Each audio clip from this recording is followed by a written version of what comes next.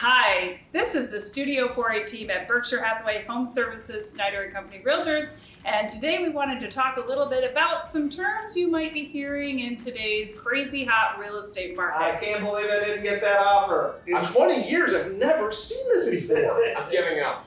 Appraisal gap. I'm waiting till the market cools off. Ooh, yeah, so if you are buying in this market, you may have even said some of these things. And I'm sorry for that, but with a great team guiding you, we're gonna help you understand some of these things so that you can come to the market as strong as possible. One term that you may be hearing these days is highest and best. That often happens when there are multiple offers on a property and the agent is calling for all interested parties to present their highest and best offer. Two words that are used interchangeably in not just today's hot market, but any market that we hear as agents is appraisal versus inspection.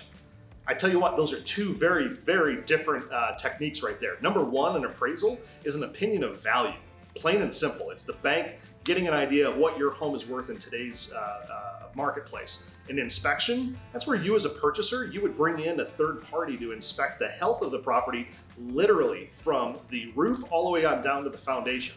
And so at the end of the inspection, you end up with a report that says, this is right with the house, this is wrong with the house, you should really repair this. An appraisal, going back to that first term, is simply an opinion of value. Someone comes to the property, checks it out, and submits a report to the bank that says, we believe that the home or the property is worth this. One thing you might be seeing in listings as you're looking online is the phrase seller occ. And that's short for seller occupancy, which is short for seller occupancy after closing. And what that means is that the seller wants to close on the house and then stay in the house for a period of time. That could be a couple of days, it could be a couple of weeks. And in this market, we're even seeing up to 2 months of occupancy after closing. Now, in years past, we might have had the seller pay for the privilege of staying in that house. And I will say, in a competitive market, that's sort of gone by the wayside. Many buyers are offering that free to a seller. They stay in the house after closing and you get keys after that point in time with a security deposit, hopefully, and a walkthrough. A term you might hear thrown around is seller net proceeds, or a seller's net. And that's important to know when you're buying in this market because the highest sale price doesn't always equal the highest value to the seller. If they make more money by changing around how those numbers work, that's going to be in their best interest, whether or not you have the highest offer. Another term that you might hear in this market is time of sale certification, or TOS for short, and that might appear in a listing. This is specific to properties that operate on a well and septic system, and it's also specific to Washtenaw County. It requires that in order to transfer the deed for that property, the seller must do a test of the well and a test of the septic system. This can be done by multiple sources and then is turned in to Washtenaw County Health Services, which will evaluate the tests and give an approval for time of sale certification. So in today's hot market, I am sure that you as a consumer might be running into different statuses of properties that are out there. You've got active, you've got contingent, you've got pending, you've got this newfangled one called coming soon. What does it all mean? Well, if you're in the process of looking for a property, you might run into coming soon very frequently.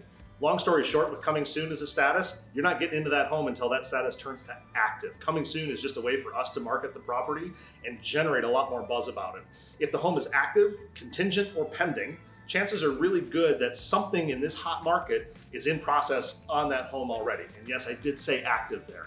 Chances are very good that that home may be active for a heartbeat and already have someone writing an offer on that property. If the property is contingent or pending, there is an offer in place. Buyer and seller have agreed, and they're working through all the contingencies to get their way to the closing at that point in time.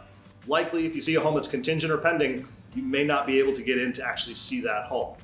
And a quick side note, there are some MLSs in the area that have a designation called A, B as in boy, O, AVO. Accepting backup offers. And that is exactly what that status means. That means the seller has accepted an offer and they're willing to allow showings to continue, but only for backup offer positions. So that means buyer and seller have agreed to something and they're working their way through those contingencies. But the seller is saying, you know what? I still am going to allow purchasers to come on through and see the home, and if they like the home, they can write up an offer that would be placed in a backup position. So you would at least be in a second position to the primary offer that is in place. Another phrase you might hear thrown around when it comes time to close is pre-signing. Oftentimes, the seller is going to leave town before the closing happens, and they are going to sit down at the title company or their realtor's office and pre-sign all of the closing documents in time for the buyer to come in on closing day to the same office and close on their half of the transaction. This is fairly common in our marketplace. Thanks for joining us for this quick glossary of some real estate terms you might hear in today's hot market. Check out some other videos we have, and we'll see you next time.